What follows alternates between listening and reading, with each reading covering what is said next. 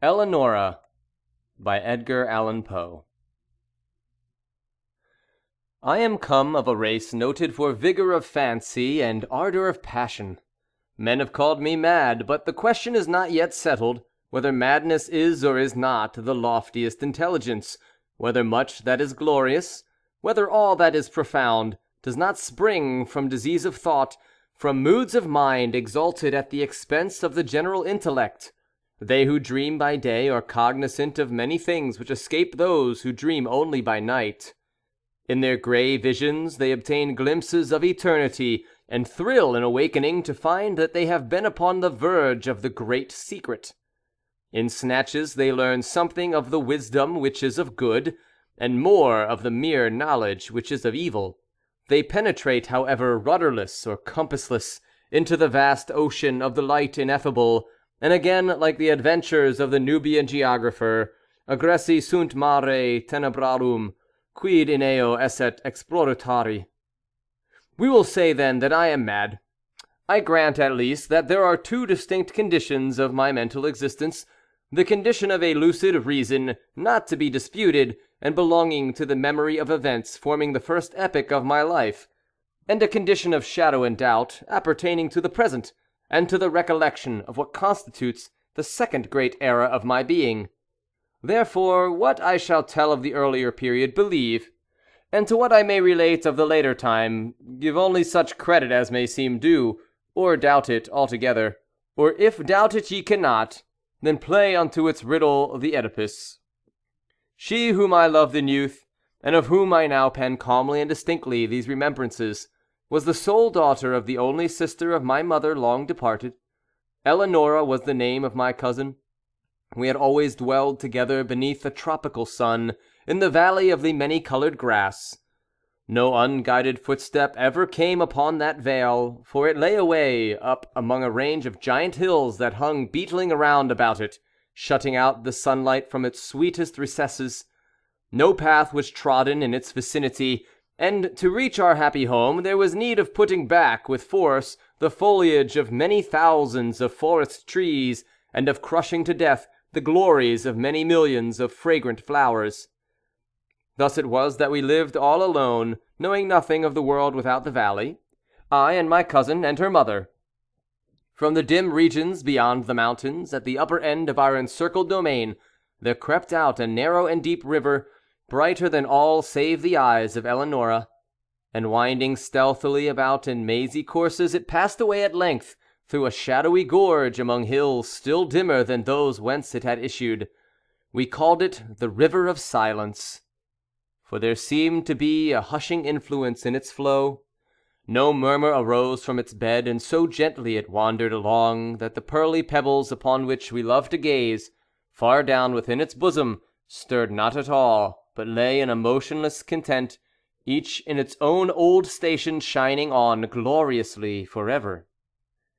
The margin of the river, and of the many dazzling rivulets that glided through devious ways into its channel, as well as the spaces that extended from the margins away down into the depths of the streams until they reached the bed of pebbles at the bottom.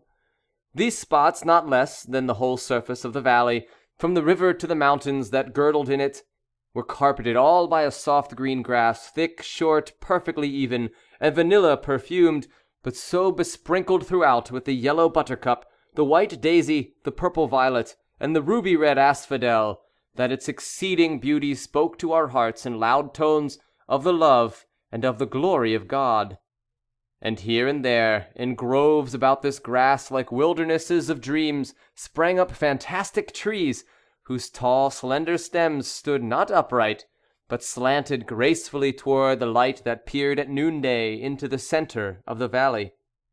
Their mark was speckled with the vivid alternate splendor of ebony and silver, and was smoother than all save the cheeks of Eleonora, so that but for the brilliant green of the huge leaves that spread from their summits in long, tremulous lines, dallying with the zephyrs, one might have fancied them giant serpents of Syria doing homage to their sovereign the sun.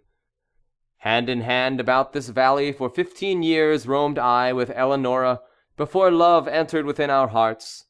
It was one evening at the close of the third lustrum of her life, and of the fourth of my own, that we sat, locked in each other's embrace beneath the serpent-like trees, and looked down within the water of the river of silence at our images therein. We spoke no words during the rest of that sweet day, and our words even upon the morrow were tremulous and few.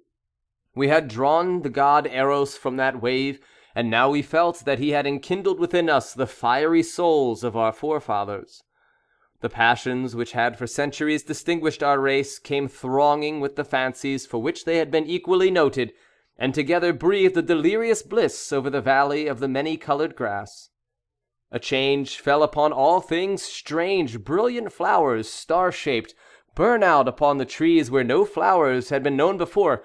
The tints of the green carpet deepened, and when one by one the white daisies shrank away, there sprang up in place of them 10 by 10 of the ruby-red asphodel, and life arose in our paths.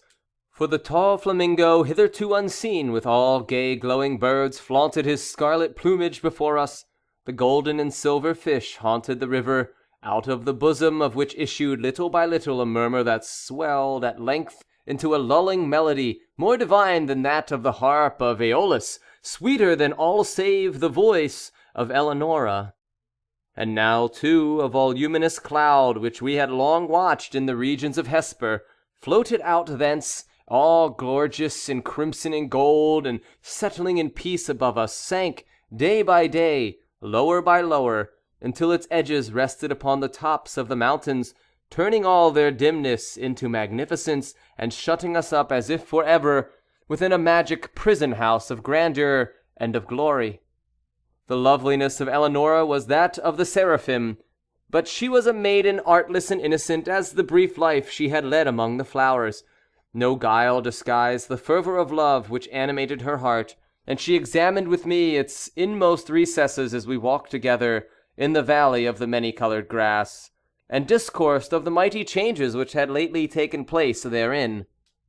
At length, having spoken one day in tears of the last sad change which must befall humanity, she thenceforward dwelt only upon this one sorrowful theme, interweaving it into all our converse, as in the songs of the Bard of Shiraz the same images are found occurring again and again in every impressive variation of phrase.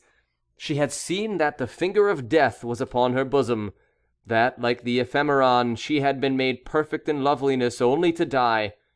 But the terrors of the grave to her lay solely in a consideration which she revealed to me one evening at twilight by the banks of the river of silence. She grieved to think that, having entombed her in the valley of the many-colored grass, I would quit for ever its happy recesses, transferring the love which now was so passionately her own to some maiden of the outer and everyday world. And then and there I threw myself hurriedly at the feet of Eleonora, and offered up a vow to herself and to heaven that I would never bind myself in marriage to any daughter of earth, that I would in no manner prove recreant to her dear memory or to the memory of the devout affection with which she had blessed me, and I called the mighty ruler of the universe to witness the pious solemnity of my vow, and the curse which I invoked of him and of her, a saint in illusion, should I prove traitorous to that promise, involved a penalty the exceeding great horror of which will not permit me to make record of it here.